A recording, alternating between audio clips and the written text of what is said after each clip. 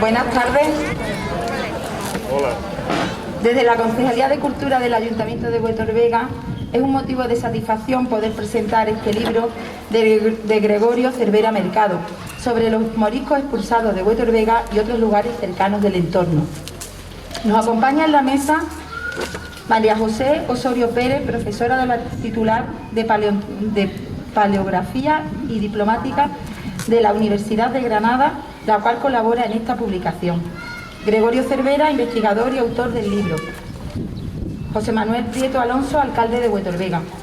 Igualmente entre el público se encuentra Lorenzo Padilla Mellado, doctor en Historia de la Universidad de Granada, que ha publicado recientemente el libro de apeos del lugar de Huetor Vega, el cual recomiendo leer.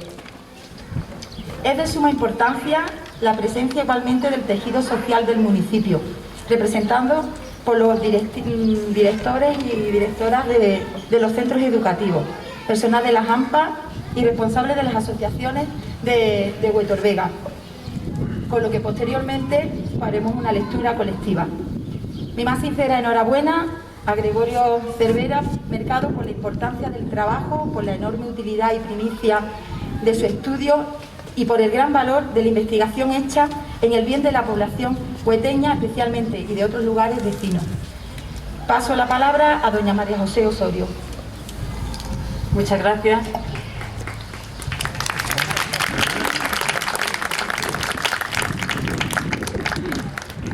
Muchas gracias, Elisa.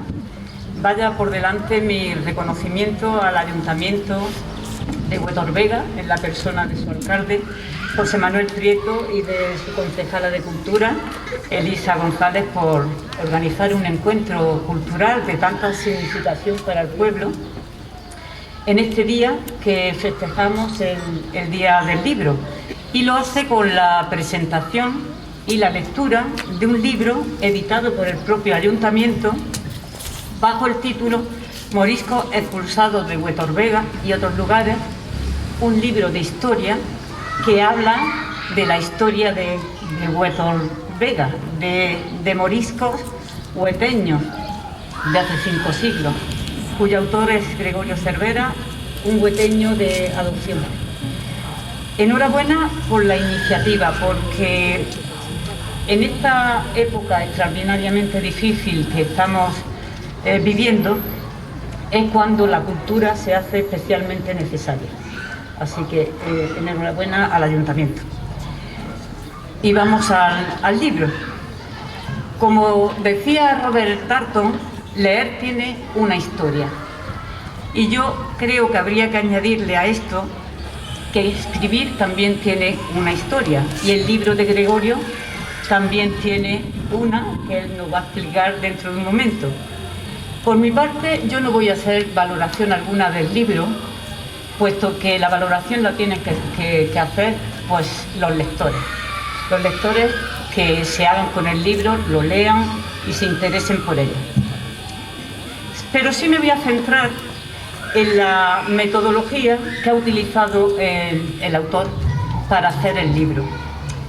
Gregorio Cervera, con el que comparto, además de amistad personal, pues algún otro hobby como la fotografía.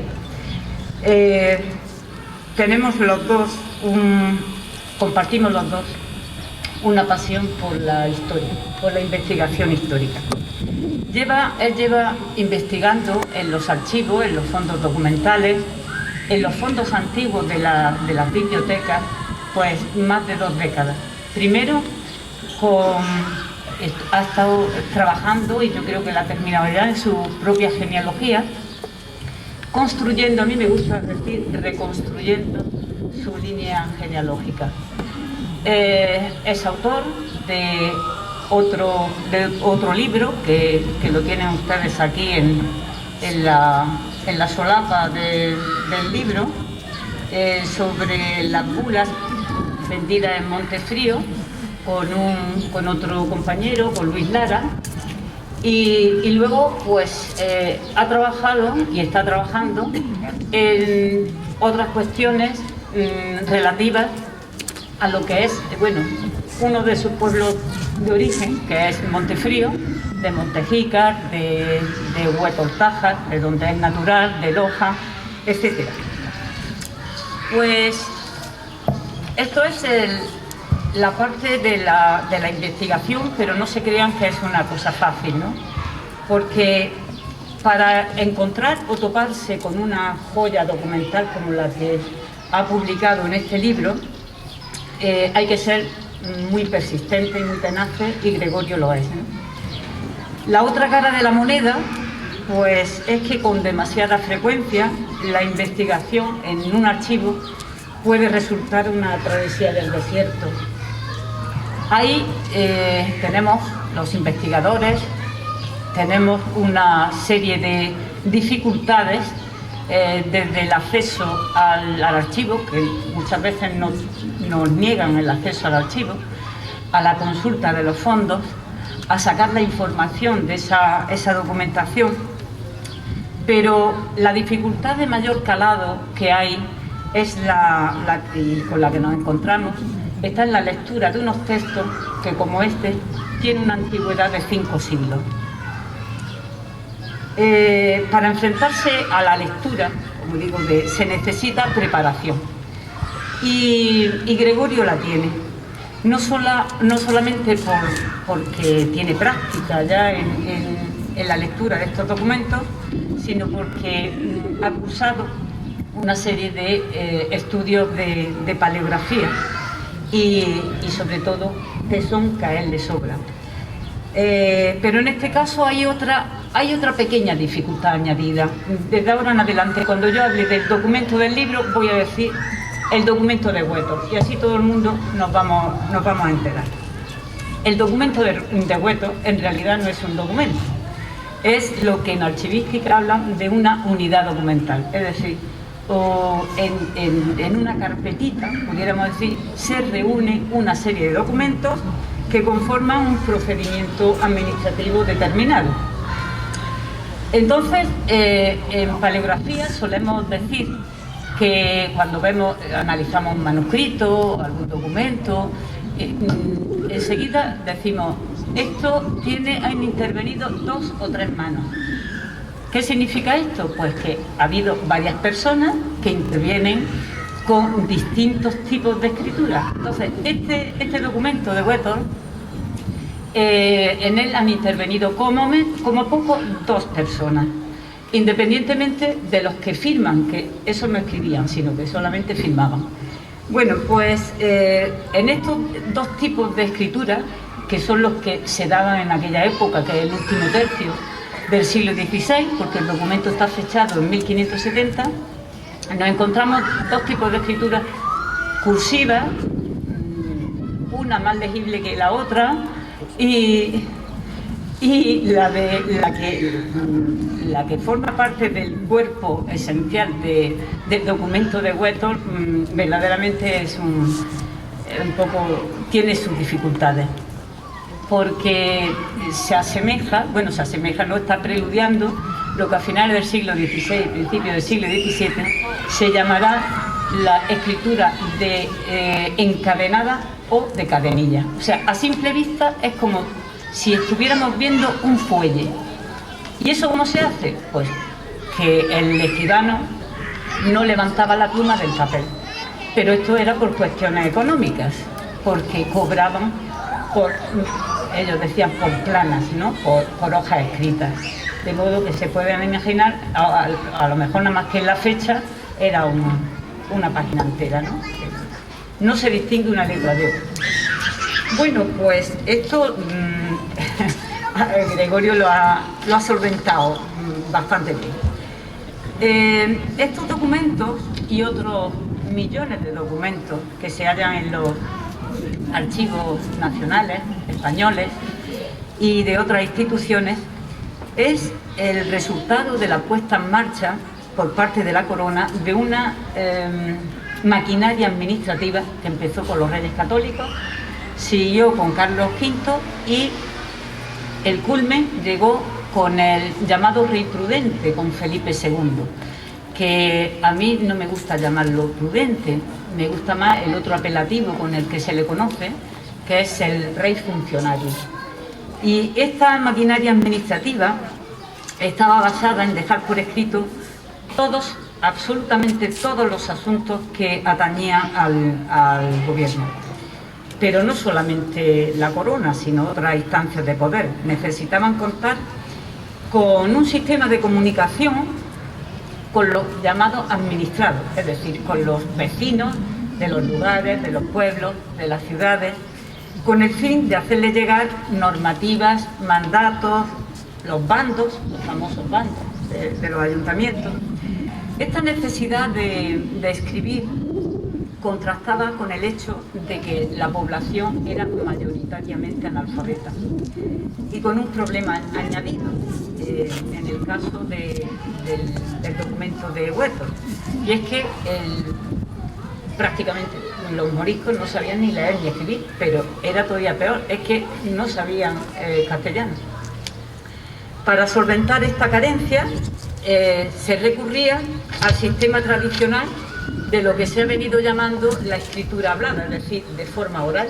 De modo que llevaban, por ejemplo, un bando del ayuntamiento, lo llevaban por escrito, lo pegaban en la puerta de la iglesia o del ayuntamiento, pero como no sabían leer, pues no se enteraban. Entonces lo iban cantando por la calle.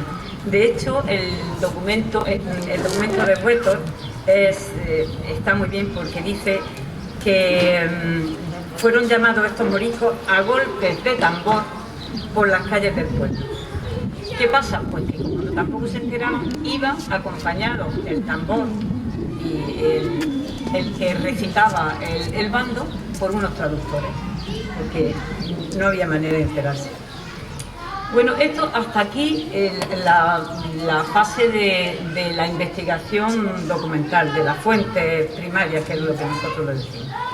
Pero como yo le digo a mis alumnos siempre, que el dato no hace el relato, hay que, para elaborar cualquier investigación, cualquier publicación, cualquier libro, lo que hay que hacer es contextualizar y construir un relato histórico, pues ayudado de otras fuentes.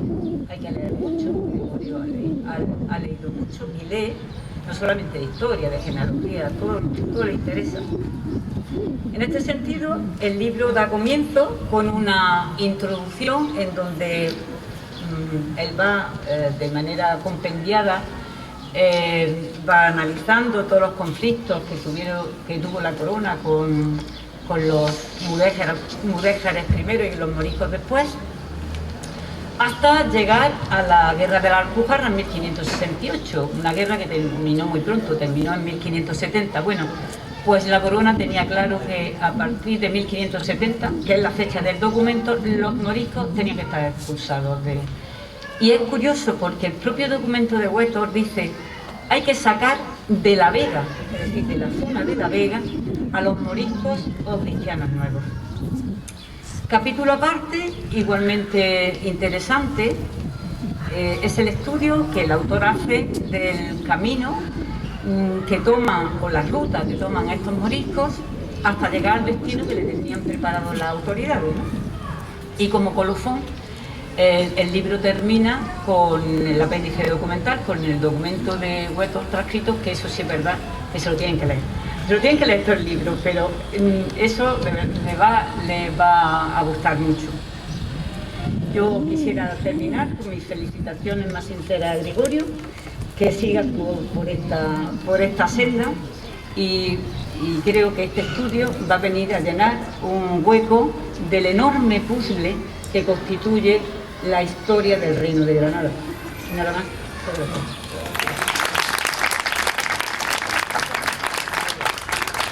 Muchas gracias, María José. Bueno, pues le paso la palabra a Gregorio. ¿Estamos? Bien. Buenas tardes, bienvenidas, bienvenidos todos y muchas gracias por estar aquí. Permitidme, en primer lugar, que dé las gracias a nuestro ayuntamiento, al equipo de gobierno, a nuestro alcalde aquí presente, a nuestra concejala, Eloísa Gómez, y a los trabajadores del área de cultura en Carnim y Pepe Luis, que me han ayudado mucho en todo. Desde que contacté con ellos, todo han sido facilidades y buen hacer. Muchas gracias a todos. Hoy presentamos un libro sobre los moriscos de Huertos-Vega y otros lugares del entorno. El origen y el motivo del libro está en un documento que encontré en internet a través del portal Pares. El título del artículo era, o es, lista tomada por el señor don Jerónimo Zapata de los cristianos nuevos de Huertos de la Vega en el año 1570. Me enviaron una copia del documento hace unos años y yo me ponía con él, lo dejaba, lo retomaba, lo dejaba. Y ahora el año pasado, aprovechando la pandemia, que estaba encerrado, digo, pues voy a proponerme a ver si la acabo ya de una vez, a ver si puedo con él, ¿no? Como veréis, en el libro, al final hay 5 páginas del documento original escaneadas y veréis la dificultad que entraña transcribir eso, ¿no? Por el tipo de letra, por la forma de escribir que tenían los escribanos, las frases tan retóricas y repetidas que hacían y las abreviaturas que eran usuales en esa época. Tuve la suerte de conocer a María José a través del grupo de fotografía. Ya me comentó que era doctora en historia, en fin, que era de especialidad de paleografía, y entonces le enseñé el documento, lo vimos, lo comentamos y me dijo, tú, como diciéndome, tú peleate con él y cuando ya veas que algo te deja atrás porque no puedas, ya lo miramos nosotros tranquilamente. Y así ha ido. Yo he ido haciendo lo que he podido, gran parte del documento, y lo que no, pues lo iba dejando y luego le decía, nos reuníamos una mañana y entonces pues avanzábamos, ¿no? Gracias a ella pues he podido acabar el documento, obviamente. Muchas gracias, María José. El documento nos dice, cuando ya fui transcribiendo y fui enterándome, porque claro, solamente por el título no sabía exactamente para qué se hacía este listado de moriscos. El documento nos dice que se realiza este listado de moriscos para proceder a su expulsión del Reino de Granada y reubicarlo en el interior de la península, principalmente ambas Castillas, lo que entendemos por ambas Castillas, y al interior de Andalucía. Llegado a este punto, cabría preguntarnos cómo se llega a esta situación y por qué hacen un listado para expulsar a los moriscos que vivían en este pueblo. Brevemente, porque en el libro tenéis desarrollado, os expongo el contexto histórico para comprender por qué ocurre esto. Tras la rendición de Granada, las capitulaciones de Santa Fe se recogían en el acuerdo de paz entre Boabdil y los reyes católicos para la entrega pacífica de Granada. Ahí se recogía, entre otros muchos puntos, había unos puntos que protegían a los moriscos en su nueva vida, digamos, dentro del reino cristiano. Podían mantener y tener libertad de culto, de religión, mantenían sus leyes, sus jueces, sus líderes religiosos, imanes, sus costumbres, sus propiedades, etc. Hernando de Talavera fue el primer arzobispo de Granada. Este intentó, respetando las capitulaciones, convertir a los moriscos y bautizarlos, pero por convencimiento, no por obligación. Él pensaba que predicándole los sacerdotes y los frailes, predicando a los moriscos en su lengua, porque le obligó a que aprendieran árabe, y con el ejemplo de los cristianos se convertirían fácilmente. Pero la realidad fue que este método no tuvo muchos resultados y la jerarquía eclesiástica empezó a presionar a la corona para adoptar otros métodos más persuasivos. Entre ellos, el cardenal Cisneros, que llegó a Granada en verano de 1499, por ejemplo, impuso el bautismo obligatorio entre la población. Convirtió la mezquita mayor del Albaicín en lo que hoy conocemos como Iglesia del Salvador. Y expolió y sacó todos los libros religiosos escritos en árabe de la madraza y los quemó en la plaza de Virrambla, aparte de otras acciones. Todo esto pues provocó un primer levantamiento entre los moriscos del Albaicín y de las Alpujarras. Hubo enfrentamientos, el propio rey Fernando en persona estuvo en el asalto al castillo de Lanjarón en enero de 1501. En fin, quiero decir que hubo bastante revuelta, ¿no? El rey Fernando llega consiguen llegar a un acuerdo de paz y el rey Fernando se compromete a respetar las capitulaciones. Entonces los moriscos se apaciguan y bueno, siguen viviendo dentro más o menos con la amplitud que le daba las capitulaciones de Santa Fe, ¿no? Pero la jerarquía eclesiástica no dejaba de presionar a la corona. Cuando ya con Carlos I se celebró un sínodo o concilio en Guadix en 1554 y otro en Granada en 1565. En ambos concilios la Iglesia, los que estaban allí reunidos, ponen por escrito una serie de puntos que los moriscos tenían que cumplir ya obligatoriamente si querían seguir permaneciendo en el reino de Granada. Por ejemplo, tenían que abandonar sus costumbres, sus ropas, las mujeres debían ir con la cara descubierta, debían bautizar a todos los recién nacidos, las puertas de sus casas debían permanecer abiertas, etc. Todo esto genera un gran malestar entre la población morisca. Y ya con Felipe II, que, como digo, gracias a la presión de la Iglesia, pues ya Felipe II está de acuerdo en imponer estas medidas ya obligatorias. Esto provoca que los moriscos se organicen y otra vez se preparen para la rebelión. La rebelión comenzó en la Navidad de 1568 en el Valle de Lecrín, en la Alpujarra granadina y almeriense, en la serranía de Ronda y en las Alquías en Málaga y en las ciudades de Buéjar, Sierra y Galera principalmente. Nombraron como su rey a Ben Omeya, cuyo nombre, digamos, cristiano era Fernando de Valor y Córdoba, que era un morisco. Este era 24 de Granada, es decir, que era concejal del Ayuntamiento de Granada. Para combatir la rebelión se organizan desde Granada el Marqués de Mondejas con sus soldados que tiene la Alhambra y con muchos voluntarios de los pueblos, organiza un ejército y acomete por aquí, por esta parte del Valle de Lecrín. Por la parte almeriense hace lo mismo el Marqués de los Vélez por la parte de Almería. Pero esto tenía dos dificultades principales. Una era que los ejércitos no eran profesionales, eran voluntarios de los pueblos, iban más por el saqueo y el pillaje que por otra cosa, la mayoría, y que la enemistad que había entre ambos marqueses, que no se hablaban ni, vamos, que no podían verse uno a otro, pues impedía coordinar las acciones de guerra de un lado y de otro.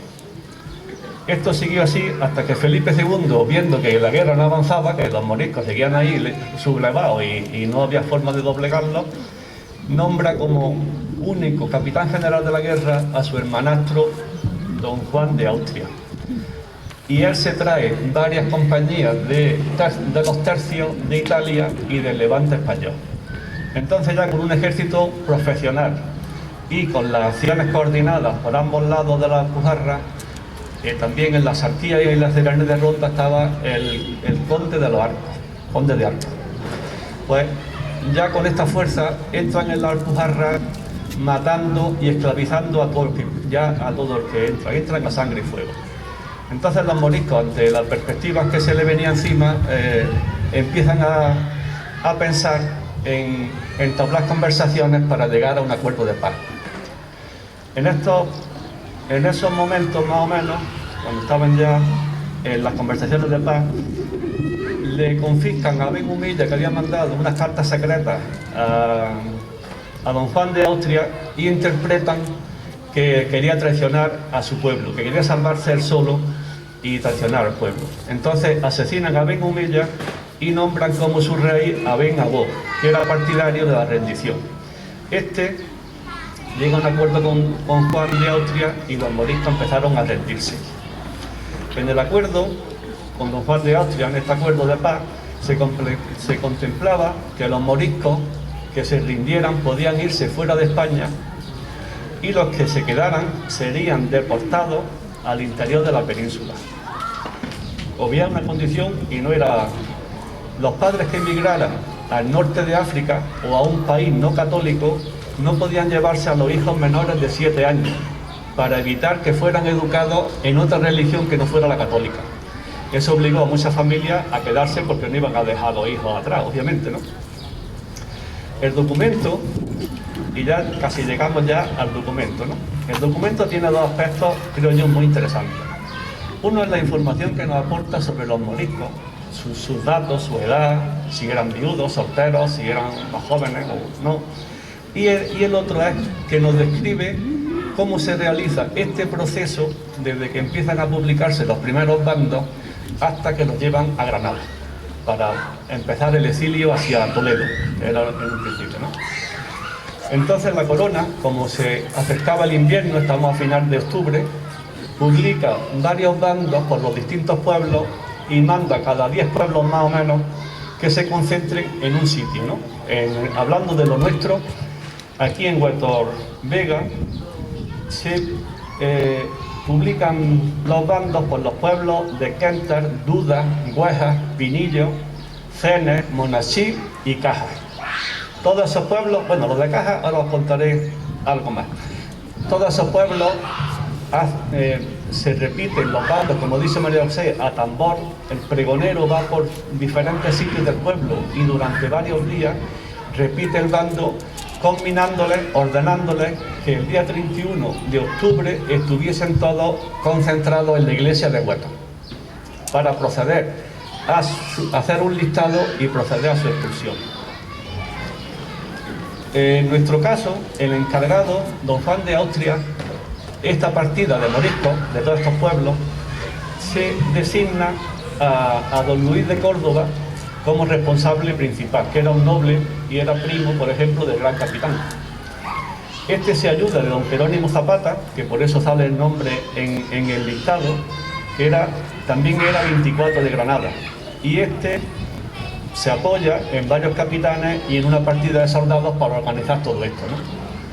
Para dar fe y que quede constancia de todo el procedimiento, nombran al escribano público Martín de Auscarte como escribano para que dé fe de todo lo que se va haciendo, ¿no? Entonces, estos bandos, como digo, se leen a tambor en varios puntos, en varios días, y aquí en Huetor dice que, nos dice el escribano nos va relatando que si uno va leyendo e imaginando un poco, casi va viendo la escena, puede seguir viendo la escena, ¿no? Nos dice que aquí el escribano en Huetor mandó con el pregonero y con el tambor, con los soldados con el tambor, a Diego de Aranda y Juan el Sáqueri, moriscos residentes en este lugar. Esto, como dice María José, iban con ellos porque los moriscos ni sabían castellano y no sabían, por supuesto, leer y escribir. Y entonces ellos repetían el bando, seguramente en su lengua, y si alguien preguntaba o tenía alguna duda, pues ellos se lo aclaraban, ¿no? Y el mismo día 31 se lee el último bando que decía, más o menos, que lo he puesto resumido: por el presente bando se ordena de parte de su majestad a todos los cristianos nuevos de este reino de Granada, de 14 años arriba y de 70 años abajo, que de cualquier estado, grado y condición que sean, que dentro de 2 horas se recojan dentro de la iglesia, que allí se le ordenará lo que han de hacer, declarando que el que lo contrario hiciere será perpetuamente esclavo sin que quede ningún género de remisión para ello. Es decir, que si se escapaba y lo cogían, era esclavo de por vida y no había forma de que lo librara nadie, ¿no? Tras reunirlo, nos sigue narrando el escribano, tras reunirlo, se le iba introduciendo en la iglesia y salían por un portillo, por una puerta pequeña, donde estaba el escribano para tomar nota de ellos uno a uno. Dice que la lista que se hizo es la siguiente, ¿no? Y ya empieza a elaborar la lista. Primero, los hombres. Anotaba, por ejemplo, otro llamado Diego Mezquicí, vecino de Huetor de la Vega, de edad de 22 años, poco más o menos. Alonso de Alaura, vecino de Quentar, de edad de 35 años, poco más o menos. Y al margen anota entrega, escopeta y alfanje. La coletilla de poco más o menos se decía antes porque no llevaban un control de las edades como ahora. Ahora cualquiera que nos pregunte, pues decimos años, meses y días y ahora sí, casi horas, ¿no? Y antes, pues, esto no era una cosa tan importante y más o menos calculaban así a ojo la edad. Por eso siempre añaden esa coletilla poco más o menos. Una vez terminado el listado con todos los hombres de todos los pueblos, nos dice: hecha la lista por presencia de mí, el dicho escribano, se entregan los dichos moriscos atados unos a otros con cordeles a soldados para que los llevaren a Granada. Es decir, los hombres, una vez que están en las listas, los mandan para Granada. Y el escribano hace otra lista con los presentes que hay allí de enfermos y viejos. Anota, por ejemplo, Gonzalo el Tarife, enfermo, vecino de Guatos de la Vega, de 24 años, poco más o menos. Luego hace otro listado con las mujeres y los niños. Elvira Mesquesina, mujer de Andrés Mesquesín, vecina de Guatos de la Vega, con 3 hijos pupilos, de ella de edad de 21 años, poco más o menos. Cuando acaban con las mujeres y los niños, le informan de que hay varios enfermos, hombres y mujeres, en sus casas, y que no pueden trasladarse a la iglesia por estar impedidos o la enfermedad le impide trasladarse, ¿no? Entonces dice, el escribano con los comisarios les visita en su casa y toma nota de todos los que quedaron en casa, ¿no? Por ejemplo, Martín Aluzna, vecino de Huertos, enfermo en cama, de edad de 20 años, poco más o menos. Los moriscos que son anotados en este listado, los moriscos hueteños, son 26 mujeres, 28 hombres, 7 niños y 26 niñas, estos mayores de 10 años. A continuación nos dice el escribano, que ahora os voy a decir lo de Cajas, como he dicho antes, dice: parecieron ante los dichos comisarios ciertas personas que dijeron ser cristianos nuevos del lugar de Cajas, que no los habían alistado ni registrado, y que en cumplimiento del bando de su majestad venían a hacer la dicha lista. Por ejemplo, Isabel Maeriza, mujer de Lorenzo el Sodo, vecina de Lanjarón y estante en Cajas. Es decir, esta mujer la pillaron en Cajas y ahí fue donde le tomaron la nota del listado, ¿no? En total son 49 moriscos y moriscas de Cajas. Respecto a los nombres de los moriscos, hay que tener en cuenta que el escribano lo escribía como a él le sonaba. Es como si viene una persona, yo qué sé, de Rusia o de China y nos dice el nombre y nosotros lo escribimos como nos suena. Y nosotros, digo María Jesús, María José y yo, lo hemos transcrito como está escrito, pero puede que haya algún error o algo porque no sabemos exactamente el notario si lo escribía fielmente los nombres, ¿no? Los nombres que adoptaron estos moriscos hueteños, tras ser bautizados, sabéis que la mayoría de ellos adoptaban nombres castellanos, otros mantenían el apellido, como he leído, pero esta, por ejemplo, que he leído, Isabel Maeriza, adopta el nombre de Isabel, pero mantiene su apellido morisco, ¿no? Los nombres que adoptaron estos moriscos tras ser bautizados, por lo que dice el documento, son, principalmente son Diego, Juan, Francisco, Bernabé, Damián, Alonso, Hernando, Bartolomé. Y las mujeres Isabel, Elvira, Brianda, Lucía, Beatriz, Leonora, Constanza, María. El beneficiado o clérigo que llevaba la iglesia de Huertos era Diego de Olmedo, y su hermana María de Olmedo tenía a su cargo varios niños y niñas que seguramente serían huérfanos, y ella los atendía y los educaba en la fe católica. También lo anota el escribano, pero no está claro si estos se marcharon o permanecieron con esta mujer María de Olmedo. Hay un morisco, una curiosidad, un morisco de Huertos que entrega una espada. Es Hernando el Tarife, de 35 años, poco más o menos, y el escribano lo anota al margen, entrega espada. No todos los moriscos registrados abandonan el lugar. Tenemos a Leonora Andarasía, mujer de Alonso Andarasí, con 2 hijas doncellas. Este Alonso Andarasí nos aparece en el libro de Apeo de 1572, nombrado apeador junto a Miguel Saí. Entonces, quiero decir que este hombre que lo anotaron en el listado para expulsarlo, aparece 2 años después como apeador, como conocedor de los linderos, de las casas y de las tierras del término de Huertos, ¿no? Si él no se fue, su familia obviamente tampoco se fue.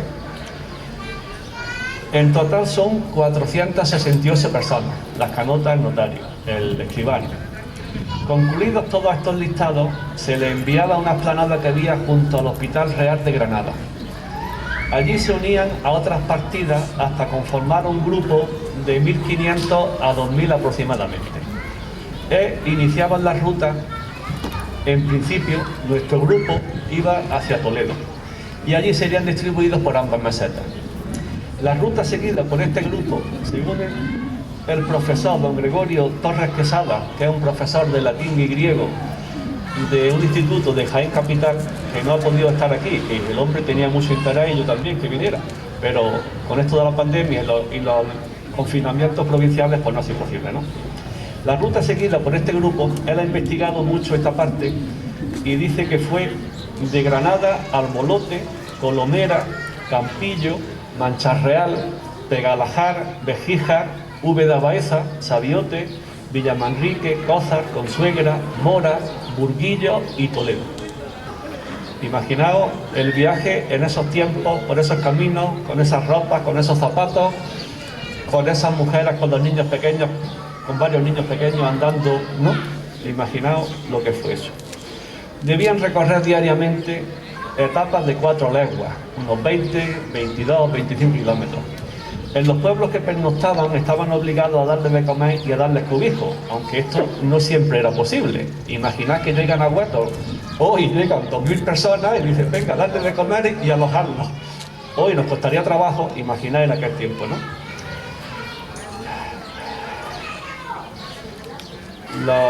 Y llegaban allí al pueblo, los contaban, le daban de comer lo que podían y temprano al día siguiente empezaban otra vez a andar hasta esto como las etapas del camino, ¿no? Cada día había que llegar al pueblo que estaba previsto, ¿no?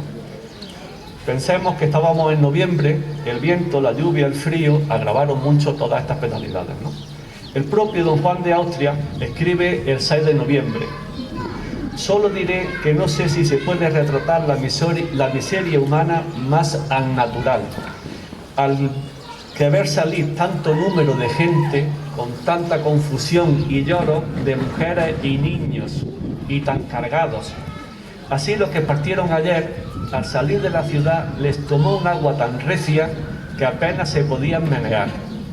Y la verdad que si estos han pecado, lo van pagando. Algunos soldados visitaban los pueblos, antes se adelantaban, los pueblos por donde iban a pasar y donde iban a pernoctar para avisar a las autoridades que se fueran preparando, ¿no? Durante estas visitas, las autoridades aprovechaban para negociar con los capitanes que se quedaran en los pueblos algunas personas si había necesidad de mano de obra, o bien para la agricultura o bien para la ganadería. Esto era una cosa totalmente legal, es decir, que no era con sobornos ni nada, simplemente se quedaban unas personas.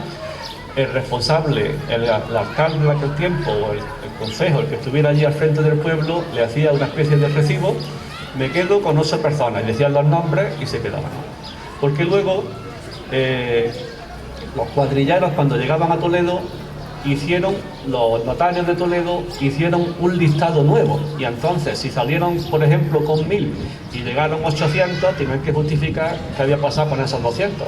Y eran esos recibos los que ellos aportaban para demostrar que se habían quedado en los diferentes pueblos, pero que no se habían huido, ¿no? Por ejemplo, dice, también se quedaban en los pueblos personas que eran muy mayores y que estaban mal, y que no podían seguir andando porque no podían las criaturas. Un ejemplo dice, en Campillo de Arenas quedaba Isabel de España, vecina de Alendín, natural de Alendín, enferma y vieja. Pues la mujer no podía seguir. En Pegalajar se hacía entrega al alcalde ordinario. Este hombre, he dicho antes, Gregorio Torres Quesada, es de Pegalajar y por eso me ha dado este dato. Dice, en Pegalajar se hacía entrega al alcalde ordinario Juan García de Cazorla de 21 personas. 21 personas se quedaron en Pegalajar. Cuando al final del mes llegan a Toledo, se hace un nuevo listado, como he dicho antes, con los que han llegado. Y los cuadrilleros tienen que justificar la ausencia con los resguardos estos firmados por las autoridades. Una vez confeccionada esa nueva lista, allí los dejan 4 días para que descansen y otra vez ya los encomiendan, los dirigen a las ciudades donde iban, Valladolid, Zamora, Cuenca, en fin, cada uno hacia un lado. Los historiadores calculan que en el trayecto, que fue, hemos dicho, tan penoso, murieron un 20% de los moriscos, que es una cantidad muy elevada. Fue muy duro en todos los aspectos. También hay que entender el contexto histórico en que nos encontramos. Por último, para acabar, quiero compartir con vosotros y vosotras una reflexión. Todos estos moriscos han estado olvidados durante 500 años, han estado, por lo tanto, silenciados. Yo creo que hoy, al decirlo aquí en voz alta, al nombrarlos, es como si los trajéramos otra vez a su pueblo, ¿no? A este que fue su pueblo, que muchas familias podrían llevar 700 años aquí, o sea, muchos más de lo que llevamos nosotros. Y yo creo que eso es muy emocionante, el poder decir hoy aquí sus nombres en voz alta, en estos lugares donde a lo mejor tenían las casas aquí cerquita, donde los niños podían jugar por aquí donde estamos nosotros. En fin, es una forma de recordarlo, y espero que ya no se nos olviden y que cuando lo leemos pues pensemos un poco en lo que estas familias sufrieron y padecieron, ¿no? Y nada más, espero que os guste el libro y muchas gracias por vuestra atención. Tiene la palabra don José Prieto, alcalde de Huetorvega. Buenas tardes y darle las gracias principalmente a doña María José y por supuesto a don Gregorio por la labor, reconocimiento al trabajo realizado, y que duda cabe que con todo lo que nos ha puesto el gusanillo de leer el libro, con total seguridad lo vamos a tener todos, porque ha sido de verdad una parte de reconocer una parte de nuestra historia que estudiada en profundidad como lo han realizado, pues debemos de conocer y tener presente. Enhorabuena, de momento. Pues buenas tardes a todos. Hoy Huetorvega pues celebra el Día del Libro de 2021 con esta emotiva presentación de este libro que Gregorio se hace protagonista para el bien de los hueteños y de la historia de nuestro pueblo, como indicaba, ¿no? Anteriormente. Celebramos este 23 de abril homenaje a Miguel de Cervantes con estas circunstancias tan especiales, dada la situación sanitaria, pero que a buen seguro la mejora debe de llegar, como bien parece, ¿no? El año pasado fue la lectura por el confinamiento en streaming y la participación de muchos colectivos, y francamente pues fue una experiencia muy enriquecedora también a la par. La colaboración de la Concejalía de Cultura de este ayuntamiento en esta feria pues consiste en la adquisición y compra de libros para los centros educativos por lotes valorados en 500 euros para cada uno de estos colectivos, para que de alguna forma también poner en conocimiento de esta actuación. Igualmente pues quiero dar las gracias por supuesto a todos los colectivos que han participado o que van a participar incluso ahora en esta lectura del libro, moriscos expulsados de Huetorvega y de otros lugares cercanos al entorno, escrito por don Gregorio, y a las AMPAs, a la librería y el esfuerzo económico en la promoción que se origina en la lectura de estos temas. A continuación vamos a proceder a la lectura del libro con la participación colectiva del tejido social de Huetorvega, y dentro del orden pues indicáis por favor le paso la palabra a... Muchas gracias, alcalde. Bueno, pues ahora vamos a hacer la entrega a Gregorio de un recuerdo de Huetorvega, que es el ídolo oculado hallado en Huetorvega en 1969. Está expuesto en el museo. Aquí le hago entrega.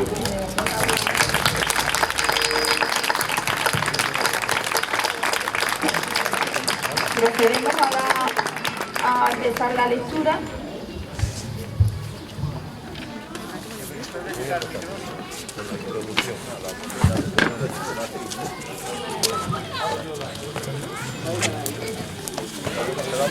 Tolerancia religiosa, el mantenimiento de su lengua, costumbres, vestidos, fiestas, jueces propios, etc., a cambio de la rendición.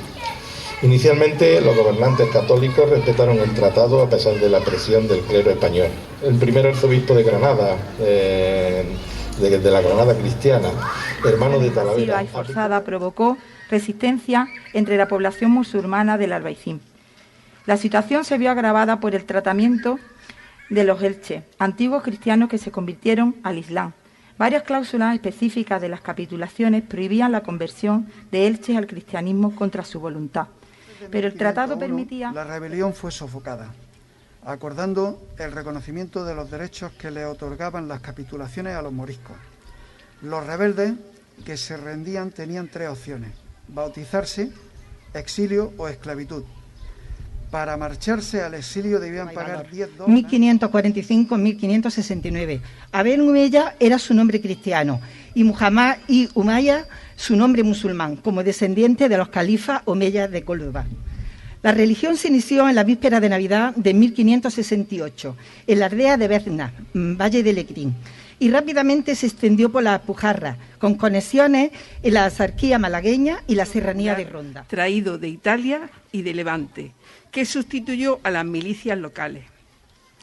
A don Juan se le unen el duque de Sesa, Gonzalo Fernández de Córdoba y varios nobles más. Con este ejército se reconquista casi toda la Alpujarra. El traslado de un grupo de moriscos desde la Vega de Granada a Castilla, quien se auxilió de don Jerónimo Zapata, caballero 24 de Granada, y del escribano real, don Martín de Auzgaste, para certificar las averiguaciones, informaciones y secuestros. Los que conocían los límites del término, las acequias, los turnos de riego, pregoneros, etc. Sí se quedó solo Alonso Andaraxí con su mujer Leonora Andaraxí y sus 2 hijas, una casada y la otra de 3 años, pues aparece como apeador en el apeo realizado en 1570. Salían los primeros expulsados de Granada, concentrándose en los alrededores del Hospital Real y continuando el itinerario hasta Albolote, Colomera, Campillo, Pegalajar, Mancha Real, Bejíjar, Baeza Úbeda, Sabiote, Castellar, Chiclana de Segura, Villamanrique, Cozas, Alcubillas. Estalló en la costa y destruyó la galera de una expedición que había partido ya rumbo a Sevilla. Este importante revés obligó a alterar el plan inicial, de manera que los de la parte oriental del Reino de Granada harían el camino rumbo a Albacete, lo que iba a provocar escasez de víveres